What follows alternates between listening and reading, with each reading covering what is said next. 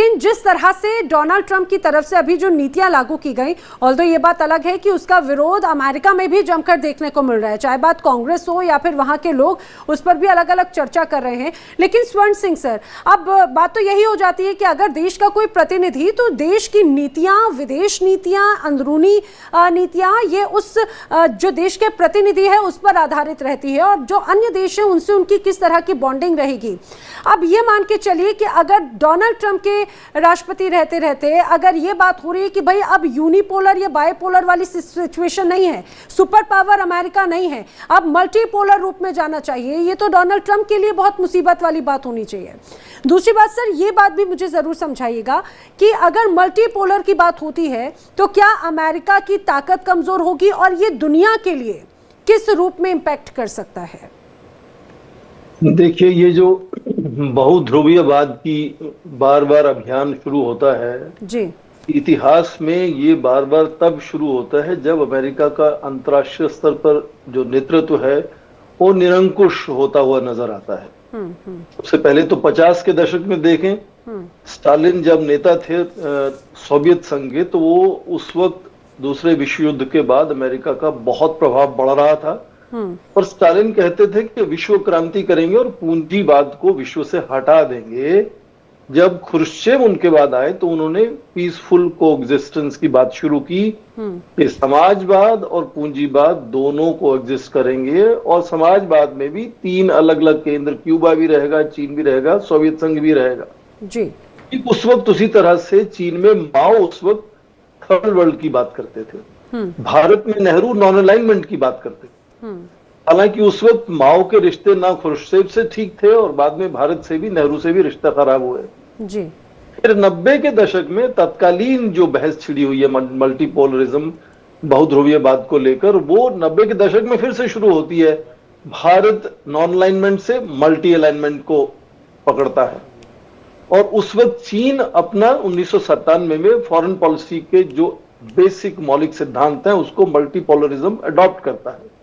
रूस में एक प्रिमाकोव डॉक्ट्रिन आता है 1996 में, वो विदेश मंत्री हैं येवगेनी प्रिमाकोव वहां के, वो कहते हैं कि अमेरिका के निरंकुश नेतृत्व को रोकने के लिए 2 काम करने होंगे, संयुक्त राष्ट्र संघ को शक्तिशाली बनाना होगा, और हमें ये बहुध्रुवीयवाद फिर से आगे बढ़ाना होगा।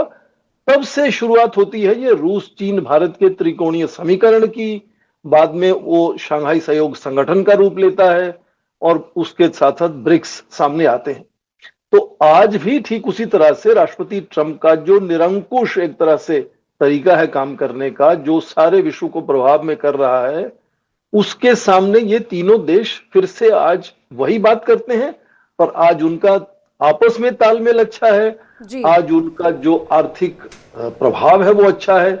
दुनिया की 4 बड़ी आर्थिक व्यवस्थाएं यदि आप करंट डॉलर टर्म्स में देखें तो उनमें 2 चीन और भारत हैं। यदि परचेजिंग पावर पैरिटी के नजरिए से देखें तो चीन पहली, भारत दूसरी, और रूस ने कहा कि वो चौथी सबसे बड़ी आर्थिक व्यवस्था है। उनका तालमेल भी आज अच्छा है।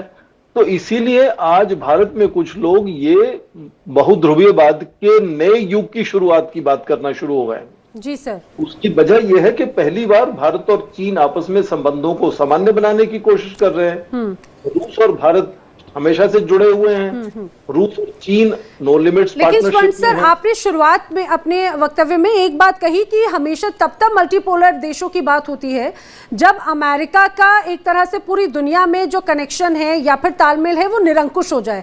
तो क्या आपको ऐसा लग रहा है कि मौजूदा स्थिति ऐसी है तो अमेरिका का डोनाल्ड ट्रंप की मौजूदगी में बाकी देशों से इसी तरह से वो निरंकुश एक तरह से कनेक्शन आपको फील हो रहा है क्या?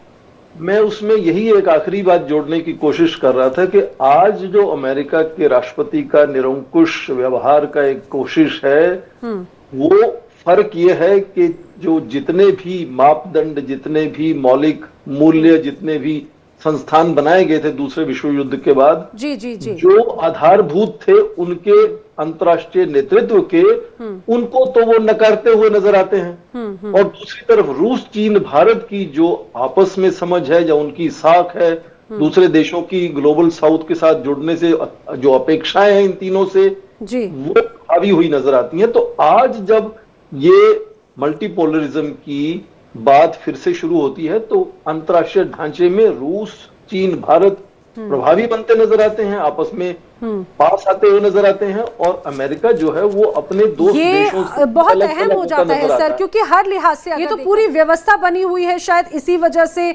उसके अलावा अभी तक कोई ऑप्शन स्वर्ण सर अभी तक ऐसे सोचे नहीं। भरत सर की इस बात पर क्या कहेंगे, कितना इत्तेफाक रखते हैं इससे?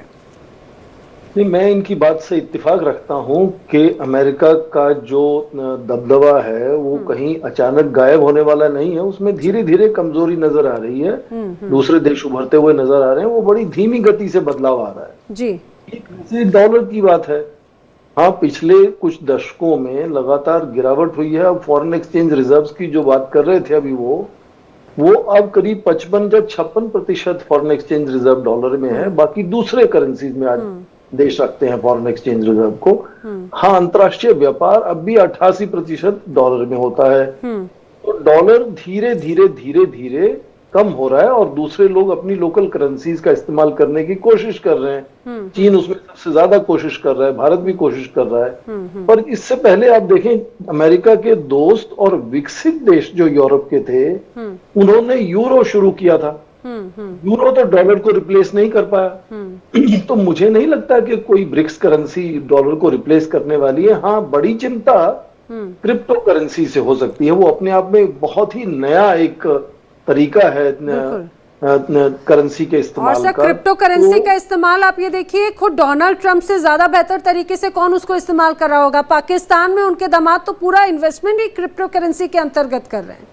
ठीक इसीलिए, पर क्योंकि क्रिप्टो करेंसी में कोई एक देश की संप्रभुता उस पर नहीं होती है, इसलिए अमेरिका का जो वर्चस्व है डॉलर को लेकर क्रिप्टो करेंसी आने से वो खत्म हो सकता है, ये मैं बात कर रहा हूँ। अच्छा। और दूसरी बात आपने कही कि क्या छोटे देश दबाव में आएंगे या नहीं आएंगे, ये बहुध्रुवीयवाद में शुरू से ही छोटे देशों को लगातार अपने साथ खींचने की कोशिश रही है, चाहे वो निर्गुणता का सम्मेलन, नॉन अलाइनमेंट की बात कहें, तीसरी दुनिया की बात कहें, आज जिसको हम ग्लोबल साउथ कहते हैं, या उससे पहले G77 कहते हैं। आज ही आप देखें, कल बीजिंग में पश्चिमी देशों ने वो जो 80 वर्ष के बाद एक उन्होंने सेरेमनीज किया दूसरे विश्व युद्ध में जीत का, उसमें पश्चिमी देशों ने बिल्कुल बाइकआउट किया जी। उसके बावजूद 26 राष्ट्र अध्यक्ष वहां राष्ट्रपति शी जिनपिंग के साथ थे वहां, तो छोटे देश अपना तय करते हैं।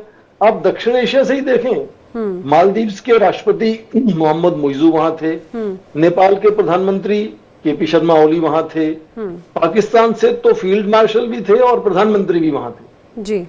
तो राष्ट्र समय समय पर अपनी सोच ये देखते हैं कि उनका अपना राष्ट्रहित किधर है जी। तो ये जो बहुध्रुवीयवाद की बात अब फिर से छिड़ रही है, जिसमें मैंने कहा कि आज रूस, चीन, भारत का प्रभाव बढ़ता हुआ नजर आ रहा है, और राष्ट्रपति ट्रंप जो है वो अमेरिका लेकिन सर रूस, चीन और भारत का प्रभाव बढ़ रहा है। अब जब प्रतिनिधि होने तो आके बिरयानी खिला रहे हैं। बस मैं आखिरी 30 सेकंड्स का जवाब स्वर्ण सिंह सर।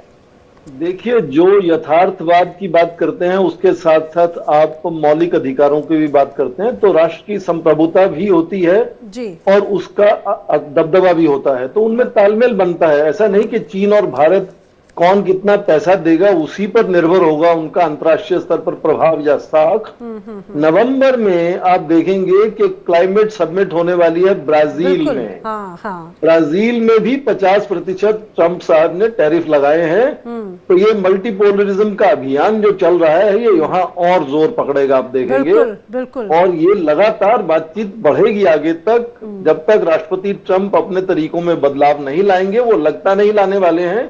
तो ये लगातार बातचीत होती रहेगी। तो अभी भले ही ये दौर हो रीसेट या रिफॉर्म होने का, बनाएंगे अपना जी।